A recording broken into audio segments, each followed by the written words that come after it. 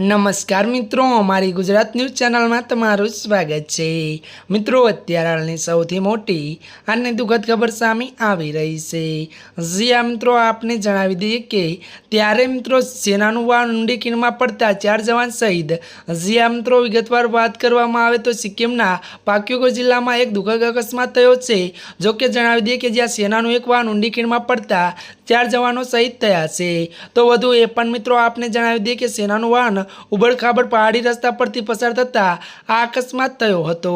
તો મિત્રો, મળતી માહિતી અનુસાર વધુ વાત કરવામાં આવે તો ત્યારે મિત્રો પશ્ચિમ બંગાળના પોંડિંગથી સિક્કિમના ઝુલુક તરફ મુસાફરી કરતી વખતે ગુરુવારે એક માર્ગ અકસ્માતમાં ત્યારે મિત્રો જણાવી દઈએ કે 4 ભારતીય સૈનિકો શહીદ થયા હતા। તો વધુ મિત્રો એ પણ જણાવી દઈએ કે સેનાનું આ વાહન 700 થી 800 ફૂટ ઊંડી ખીણમાં પડ્યું હતું।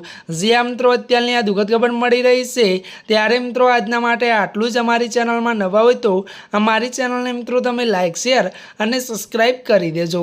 ધન્યવાદ।